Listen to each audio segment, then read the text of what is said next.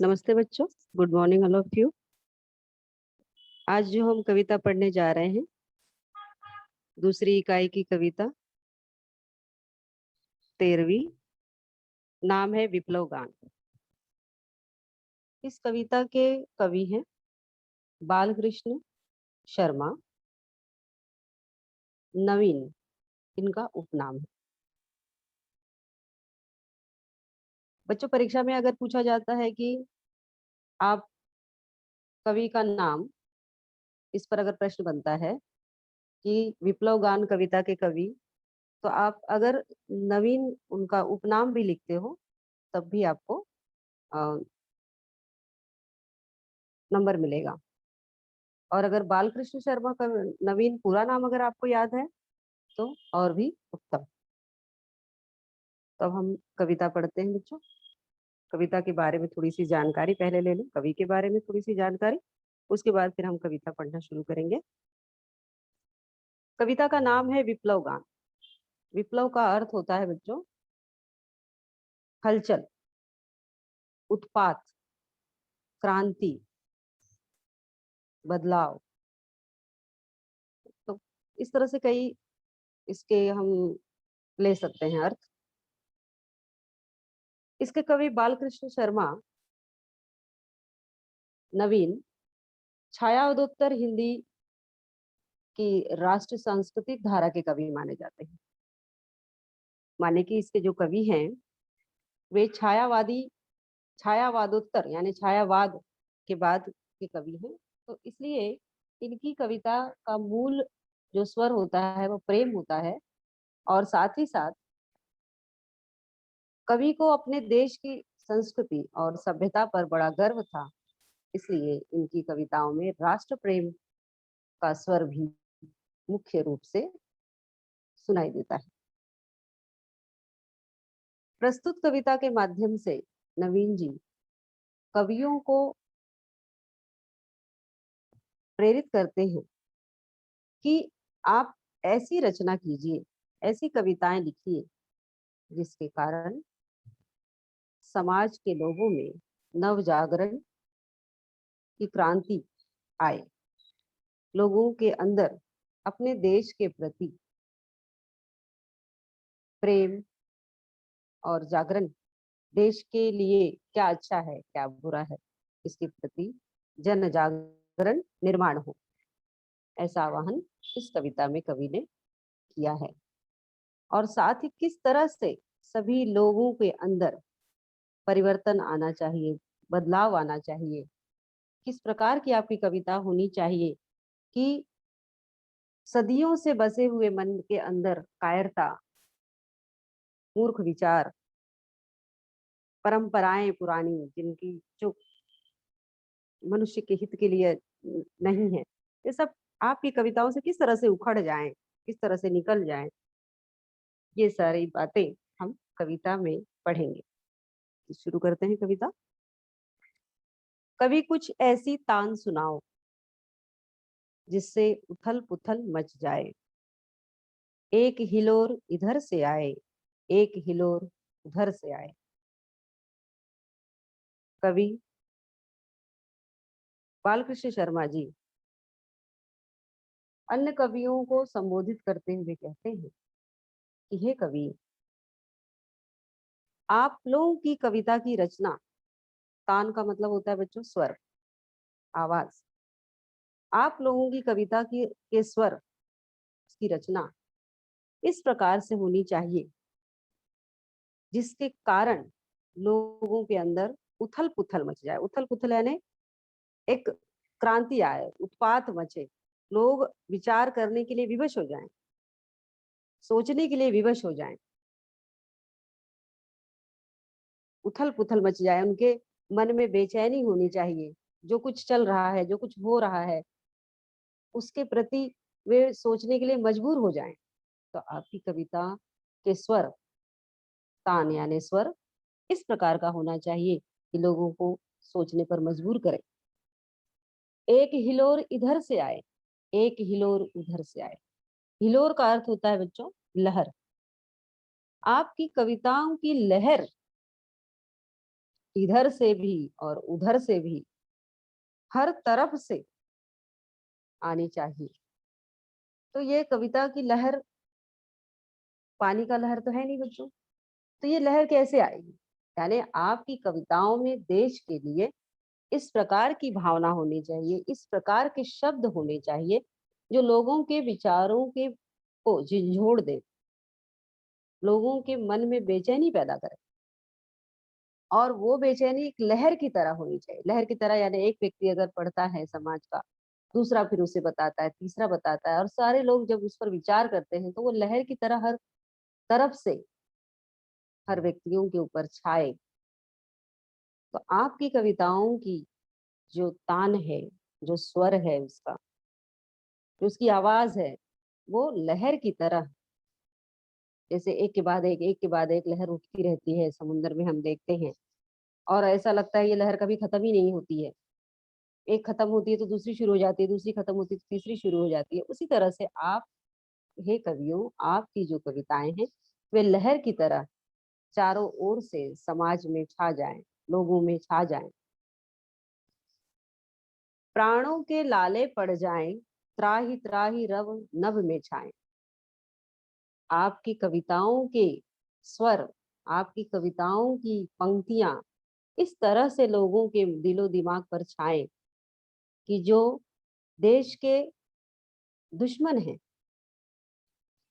जो देश के बारे में गलत सोचते हैं, वे लोग इन कविताओं के स्वर से यहाँ वहां भागने लगे, अपने प्राणों को बचाने के लिए यहाँ वहां छुपने लगे। त्राही रव नभ में छाए, और वो इस तरह से चिल्लाने लगे कि बचाओ बचाओ, त्राही त्राही यानी बचाओ, रव यानी स्वर, बचाओ बजाओ का स्वर उनके मुंह से इतना ऊंचा निकले कि वो पूरे नभ में छा जाए। तो कवियों, आपकी कविता की पंक्तियां इस तरह से होनी चाहिए कि जिससे सुनने के बाद जो देश का द्रोही है, देशद्रोही है, देश का दुश्मन है, वो अपने प्राणों को बचाने के लिए चिल्लाने लगे, और उसके चिल्लाने का जो स्वर है इतना तेज हो, इतना वो डर कि बचाओ बचाओ का उसका स्वर पूरे आसमान तक, न भयाने आकाश, आसमान तक पहुंच जाए। इस तरह की आपकी कविता क्रांतिपूर्ण, ओज भरी हो।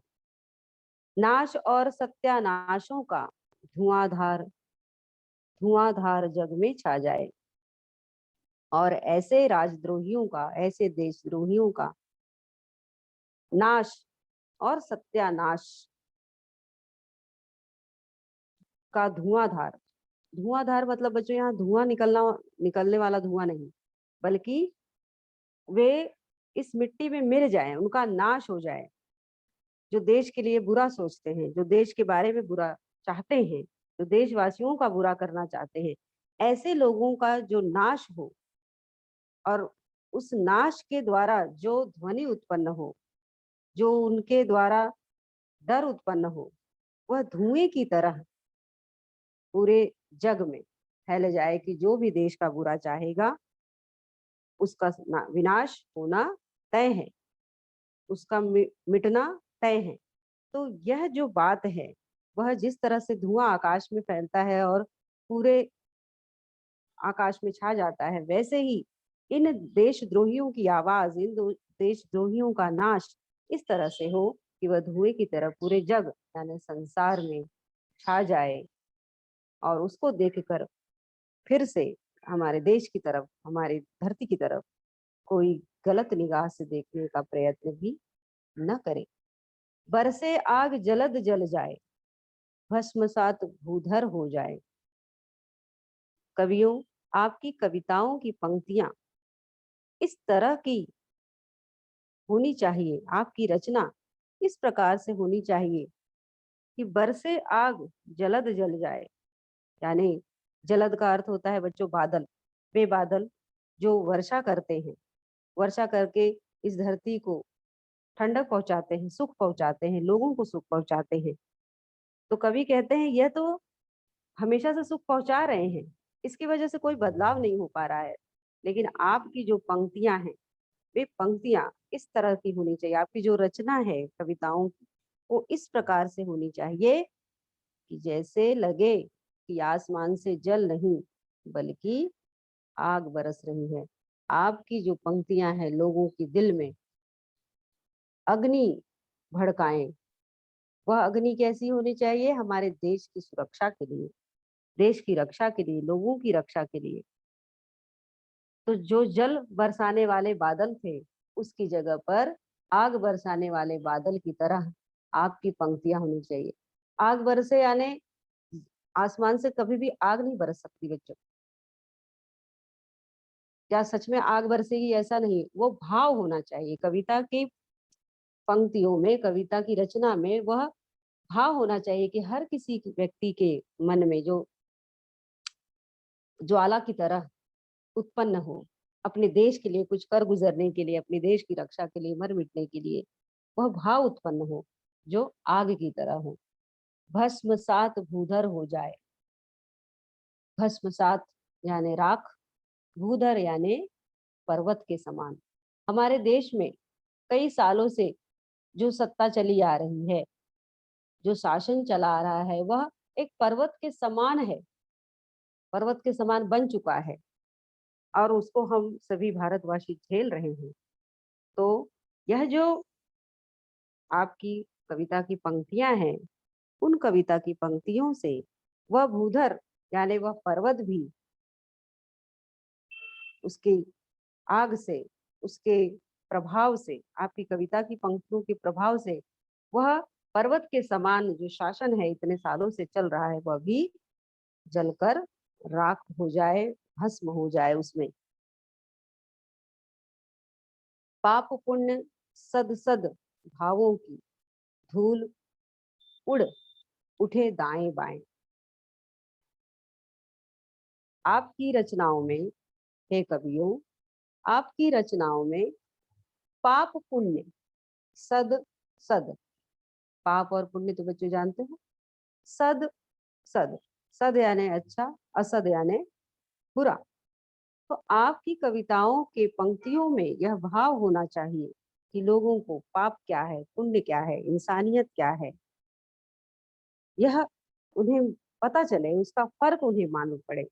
अच्छा क्या है, बुरा क्या है, यह उनको पता चले।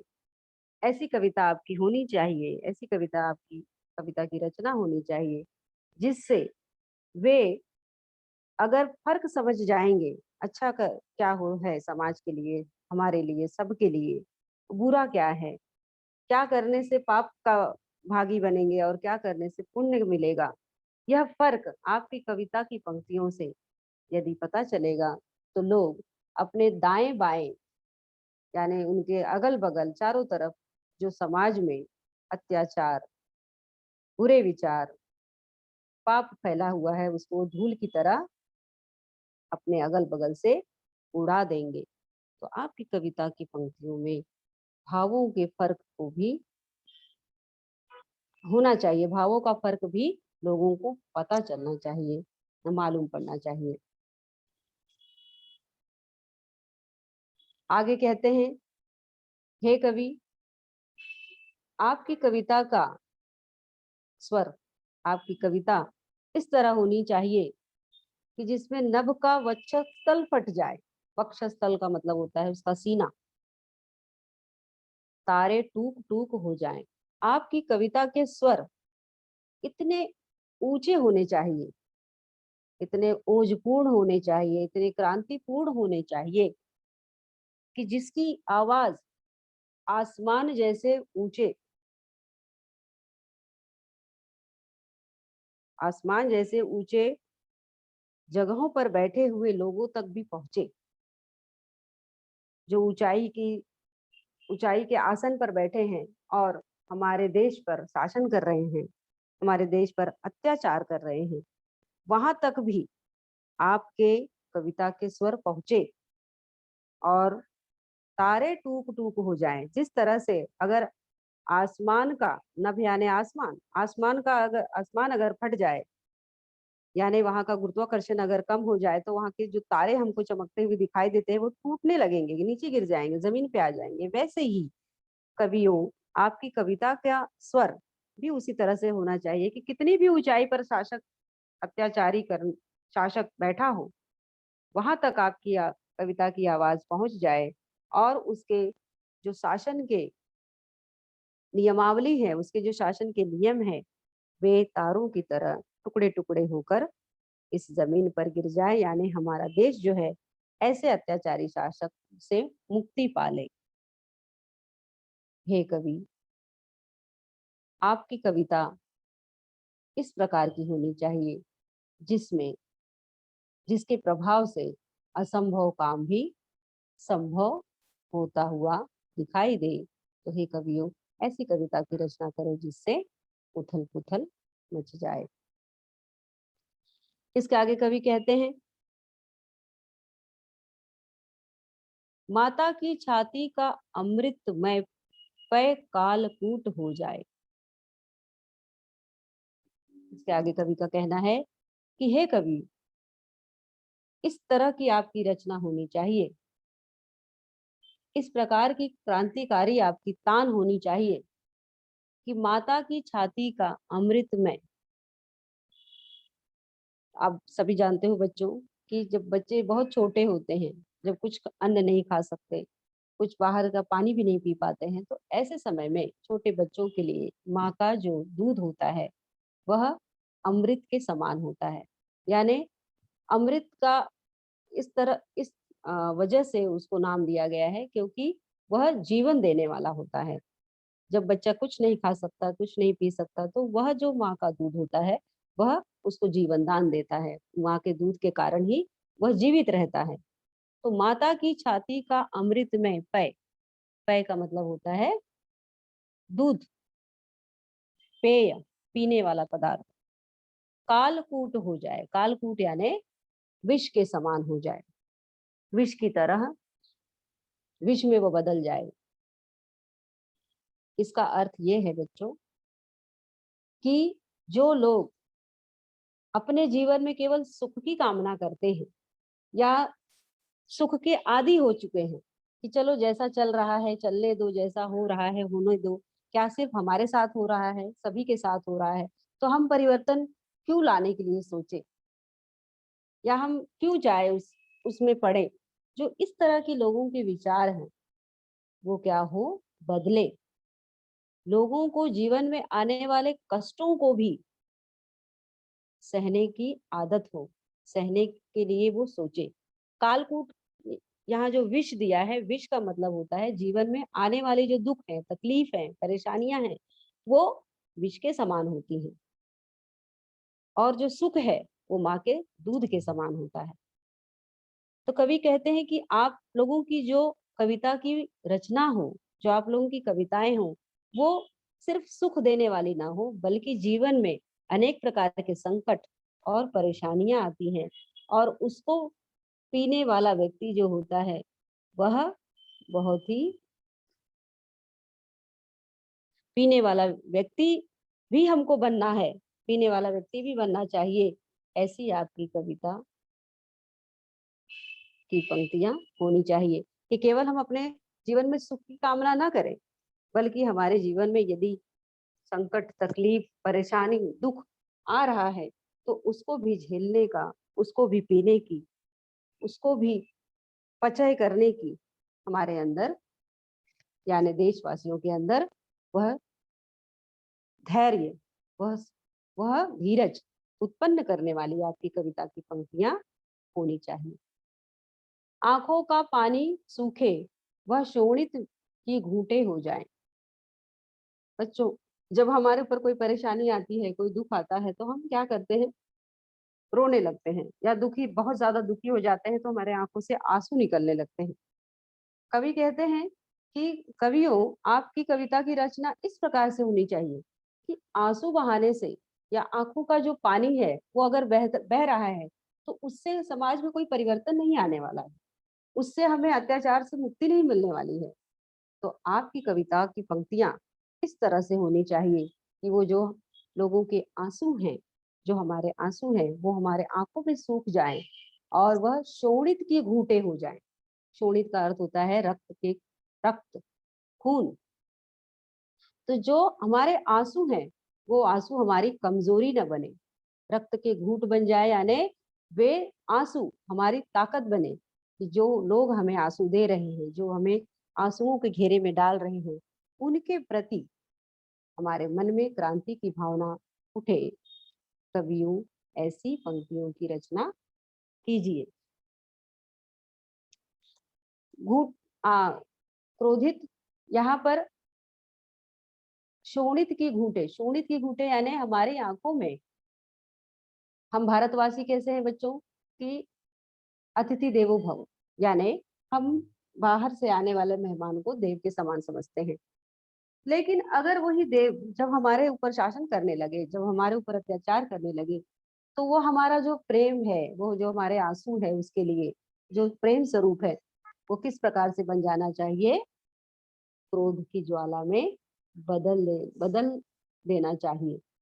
यानी भारत के लोग हमेशा प्रेम ही दिखाते हैं, ये सही बात है, लेकिन जब कोई हमारे ऊपर अत्याचार करे, जब लोगों को सताया जाए, तो वही प्रेम क्रोध की अग्नि में बदल जाए, ऐसी कविता की रचना कवियों कीजिए। एक और कायरता कापे, गतानुगति विगलित हो जाए।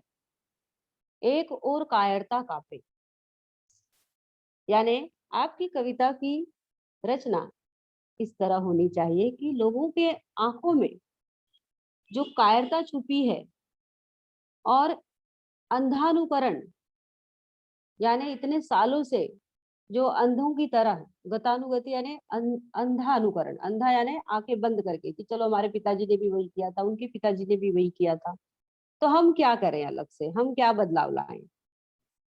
तो यह जो अंधा अनुकरण है, जो हम उसी राह पर चलते जा रहे हैं जिस पर हमारे पूर्वज चले थे, तो यह जो अंधा अनुकरण है, यह जो हम उसी पर चल रहे हैं, वो विगलित हो जाए। विगलित यानी गल जाए, मिट जाए, खत्म हो जाए।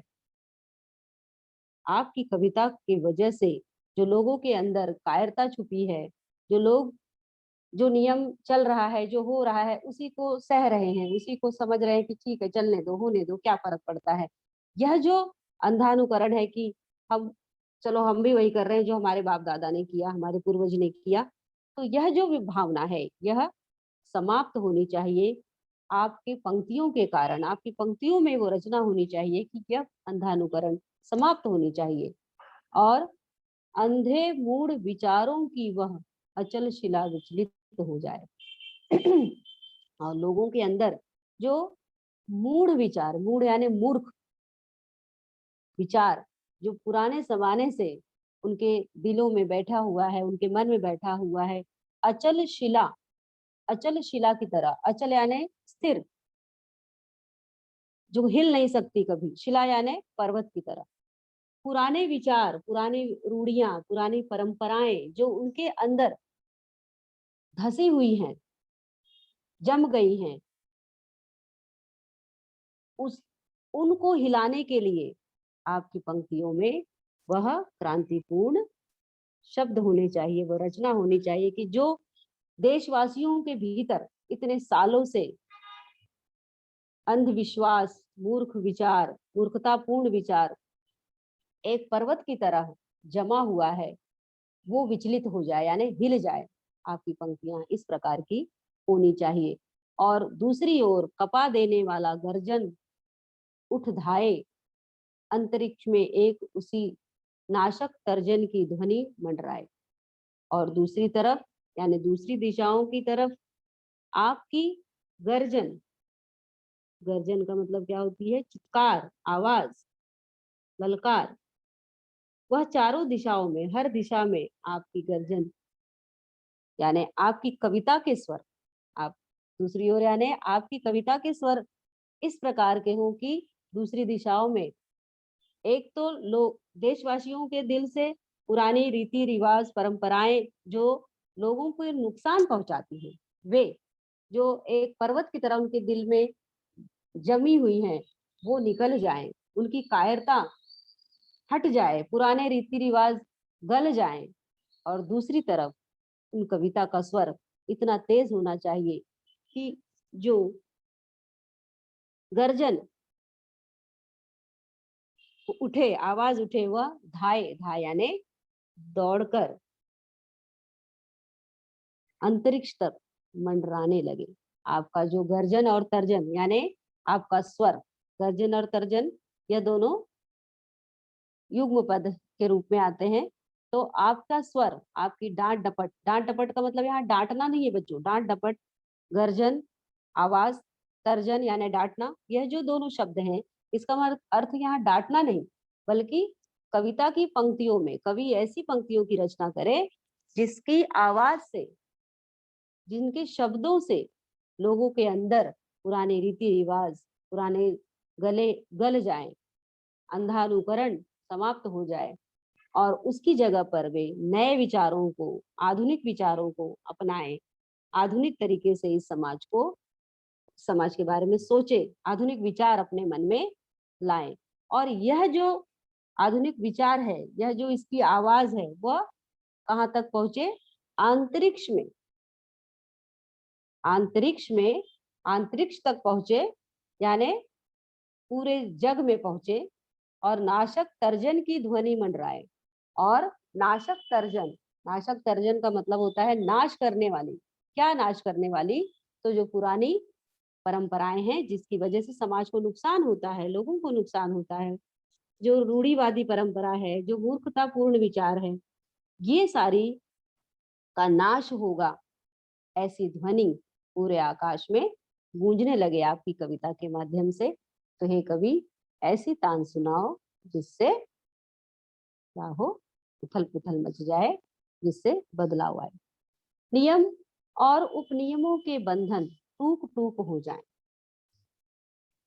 कवि कहते हैं कि आपकी कविता के वजह से, कवि नवीन जी यह कहते हैं हर सभी कवियों को कि तुम्हारी कविता की जो आवाज है, क्रांति है, तुम्हारी कविता में जो शब्द है, उसकी वजह से उसकी क्रांति की तान की वजह से ऐसा प्रभाव पड़े कि संसार के सभी नियम और उपनियम, उनके बंधन टूट जाएं। यहाँ पर नियम और उपनियम का अर्थ है बच्चों की जो पुराने समय से चला आ रहा है, व्यक्ति उसको बदलना नहीं चाहता है, उसी में जकड़ा हुआ रहता है, उसी में लगा हुआ रहता है, वह बदलाव करने की सोचता नहीं है।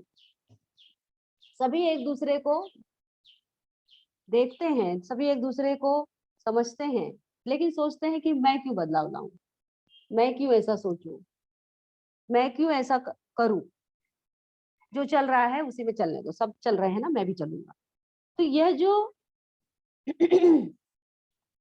नियम है, उपनियम है, जो संसार में बने हुए हैं बहुत सालों से, बहुत कई सदियों से, उन नियमों को तोड़ना है।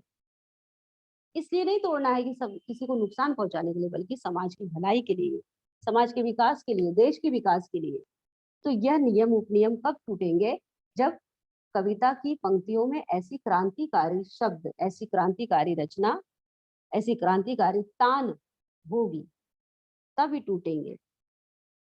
और कहाँ कहाँ टूटेंगे? विश्व शंभर की पोषण वीणा के सब तार मूक हो जाएं, शांति दंड टूटे उस महारुद्र का सिंहासन थर्राए। यानी हे कवि, आपकी क्रांतिकारी कविता के प्रभाव से नियम उपनियम के बंधन तो टूट टूट ही जाएंगे, उसके टुकड़े टुकड़े हो ही जाएंगे। साथ ही विशंभर, विशंभर यानी यहाँ विष्णु के लिए आया है, विष्णु को विशंभर कहते हैं, और विशंभर का अर्थ होता है विश्व का भरण पोषण करने वाला। विशंभर की पोषण वीणा के सब तार मूक हो जाएं। बच्चों, जब कोई बदलाव आता है, जब कोई क्रांति आती है, तो वीणा के जो तार होते हैं उसमें जो मधुर ध्वनि निकलती है, उसमें भी बदलाव आ जाता है। तो यहाँ पर कवि कहते हैं कि विश्व का भरण करने वाले विष्णु की जो वीणा के तार हैं, जो हमेशा मधुर ध्वनि उत्पन्न करते रहते हैं, आपकी क्रांतिकारी तान से वो भी मूक हो जाए। मूक हो जाए यानी बंद हो जाए, उनकी आवाज भी बंद हो जाए, वहां तक आपकी ध्वनि पहुंचनी चाहिए, आपकी तान, आपका स्वर कविता का वहां तक पहुंचना चाहिए कि वे भी सोचे कि ऐसा संसार में कौन सा नया बदलाव आ रहा है। साथ ही शांति दंड टूटे, उस महारुद्र का सिंहासन थर्राए। महारुद्र अर्थात शंकर भगवान। आपकी कविता की पंक्तियों में आपकी कविता ऐसी क्रांतिकारी तान सुनाए, स्वर सुनाए कि महारुद्र यानी शंकर भगवान का जब शांति दंड टूटता है, वैसे शंकर भगवान को बच्चों भोले बाबा कहा जाता है। वो भोलेनाथ है, बहुत भोले हैं। उनको गुस्सा भी जल्दी नहीं आता है, बहुत सहन करते हैं। लेकिन जब गुस्सा आ जाता है तब वो तांडव करने लगते हैं, और जब तांडव करते हैं तो पूरी धरती जो है वो डगमगाने लगती है, हिलने लगती है। तो इसी तरह का बदलाव, उसी तरह का तांडव आपके भी शब्दों में होनी चाहिए, आपकी भी कविता में होनी चाहिए। उसकी स्वाच्छोश्वास दायिका विश्व के प्रांगण में लहराए। और जब शंकर भगवान तांडव करने लगते हैं तो उनके स्वाच्छोश्वास, स्वाच्छोश्वास यानी श्वसन, जो हम सांस लेते हैं और छोड़ते हैं, उसको उसको स्वाच्छोश्वास कहा जाता है। दायिका यानी देने वाली, श्वासोच्छ्वास से हमारी दायिका चलती है, यानी हमारा जीवन चलता है, हम सांस लेते हैं इसलिए जीवित हैं। तो यह श्वासोच्छ्वास जब तांडव में बदलता है तब उससे प्रलयंकारी, भस्म कर देने वाली गर्म हवाएं निकलती हैं, यानी वह पूरे विश्व को नष्ट कर देने वाली रहती है। तो कवियों, आपकी कविता में उसी प्रकार की क्रांतिकारी तान होनी चाहिए जिस प्रकार से महारुद्र यानी शंकर भगवान जब तांडव करते हैं तो प्रलय आएगा ही, बदलाव हो ही जाएगा, कुछ अनिष्ट हो ही जाएगा, और वो जो होगा वो सबके लिए अच्छा होगा। ऐसी ऐसा तांडव, ऐसी परिवर्तन वाली पंक्तियां आप भी लिखे, जिसे शांति दंड यानी शांतिपूर्ण जीवन जीने वाले, शांत में जीने वाले की जो होगा होगा देखा जाएगा, उनका वह विचार टूटे और वे कुछ ऐसा करे, बदलाव समाज में जो लोगों के लिए अच्छा हो। और जिस तरह से महारुद्र शंकर भगवान तांडव करते हैं और भोले बाबा को बहुत प्रकोप आ गया है, और जब वो तांडव करते हैं तो किसी न किसी चीज उनका त्रिनेत्र, तीसरा नेत्र खुल जाता है, और उससे सारा देश थर्राने लगता है, यानी डरने लगता है सारा विश्व।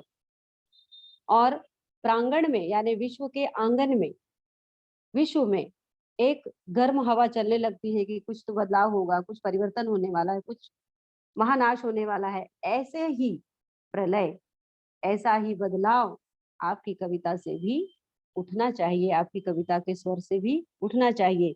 नाश, हाँ महानाश की प्रलयंकारी आंख खुल जाए, और इस तरह आपकी कविता की पंक्तियां हो जिससे, जिस प्रकार से विनाश, महाविनाश के समय प्रलयंकारी यानी प्रलय मचाने वाले का तीसरा नेत्र खुल जाता है, वैसे ही आपकी कविता की पंक्तियों से हमारे ऊपर इतने दिनों से अत्याचार करने वाले शासक की भी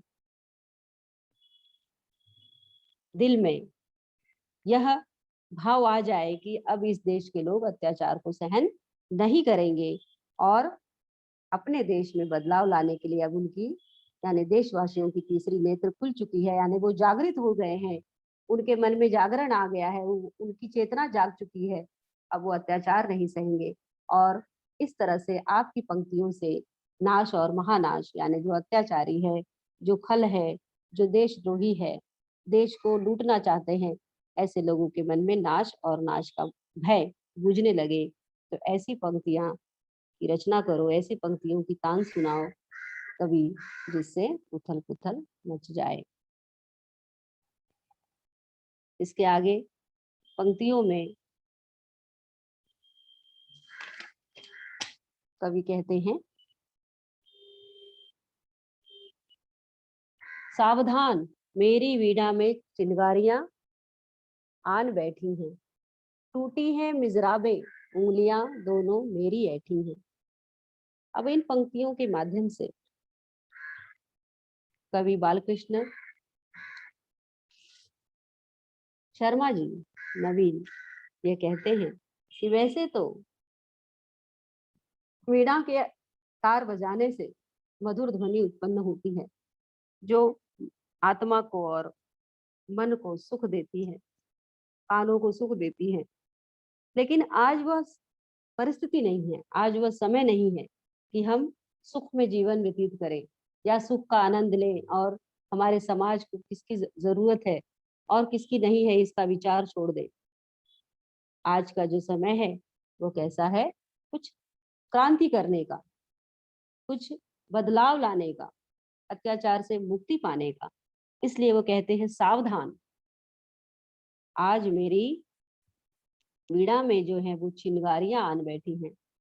यानी मेरी वीणा यानी मेरी जो रचना है, मेरी जो कविता की पंक्तियां हैं उसमें आज चिंगारियां आन बैठी हैं। यानी उन पंक्तियों की जो भाव है, उन पंक्तियों में जो शब्द हैं, उन शब्दों को पढ़ने से लोगों के अंदर चिंगारियां उत्पन्न होंगी। चिंगारियां यानी विचारों की चिंगारियां उत्पन्न होंगी, उनके मन के भावों में चिंगारियां उत्पन्न होंगी।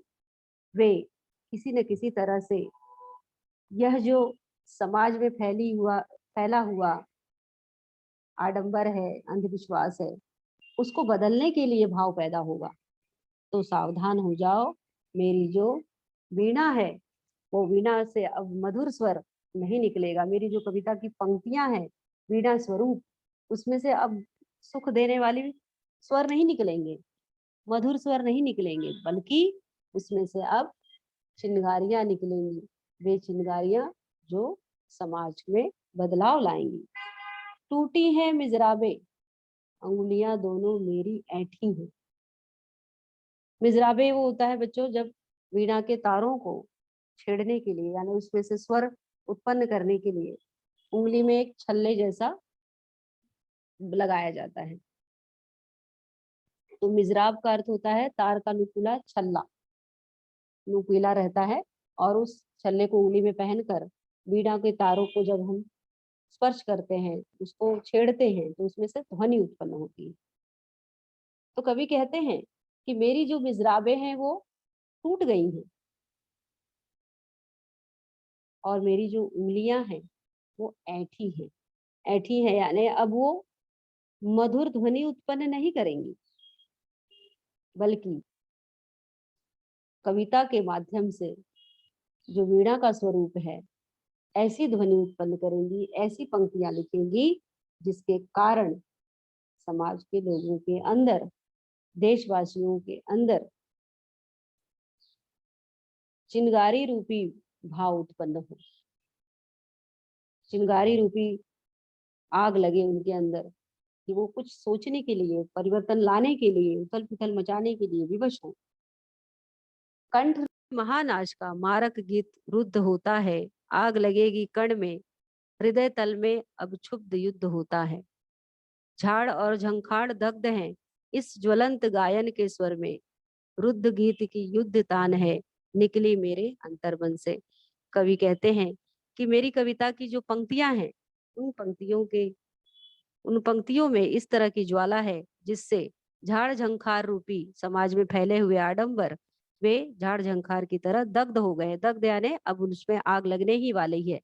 अर्थात मेरी जो कविता की पंक्तियां हैं उनसे जो स्वर निकलेगा, जो तान निकलेगी, उसका मूल रूप क्या है?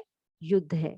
यानी मेरी कविता की जो पंक्तियां है उससे लोगों के अंदर एक भाव उत्पन्न होगा जिससे वो देश में, संसार में बदलाव लाने का प्रयत्न करेंगे। ठीक है बच्चों, कविता इस तरह समाप्त हो गई है। बच्चों आपको अगर कुछ अर्थ पूछना है, डाउट पूछना है तो पूछ सकते हैं।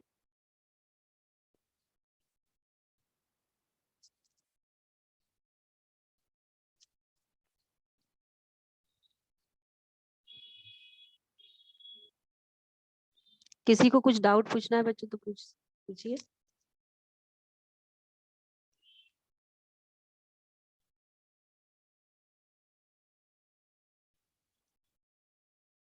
कोई शब्दार्थ, कोई अर्थ? कविता आपको अच्छी तरह से सबको समझ में आ गई बच्चों?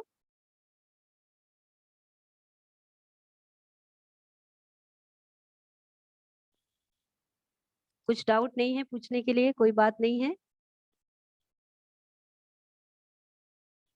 हाँ पूछो, किसी ने रेज हैंड किया है, पूछो। Good morning madam. हाँ गुड मॉर्निंग, बोलो बेटा। चलिए कविता से क्या मतलब? इस कविता का अर्थ है, सार है कि नवीन जी ने अन्य कवियों को भी, कवि खुद ही एक क्रांतिकारी कवि थे, यानी अपने देश के लिए वो कविता लिखते थे जिसमें उनका राष्ट्र प्रेम भी दिखाई देता था।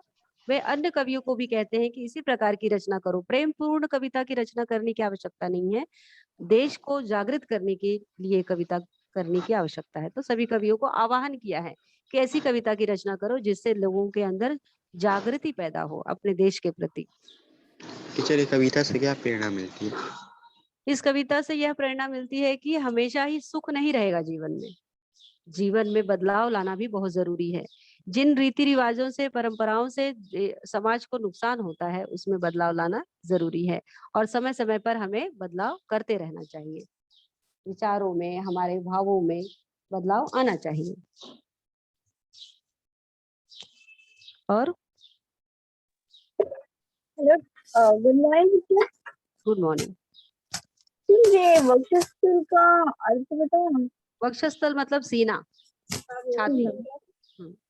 Thank you. हाँ बोलो। और दो लोगों ने रचना किया। हाँ बोलो। Hello teacher. हाँ बोलो। टीचर, गर्जन का क्या अर्थ होता है और तर्जन का? वैसे तो गर्जन का अर्थ होता है स्वर, ऊंची आवाज, चिल्लाना, चीखना, दहाड़ना। और तर्जन मतलब होता है डांटना, डपटना।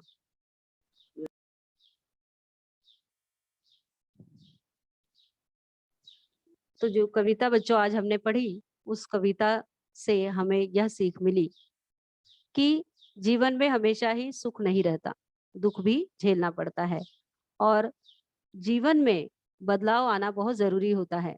अगर हम बदलाव नहीं लाएंगे जीवन में तो हमारा विकास नहीं होगा, और हम जहाँ पर है वहीं पर रुके रहेंगे। समाज में बदलाव आना चाहिए, इसलिए कवि बालकृष्ण शर्मा जी नवीन अन्य साहित्यकारों और कवियों से यह कहते हैं कि आप लोग सिर्फ श्रृंगार और प्रेम की रचनाएं न करके क्रांति की नाद करने वाला, क्रांति की आवाज उठाने वाली कविताओं की भी रचना कीजिए। ओके।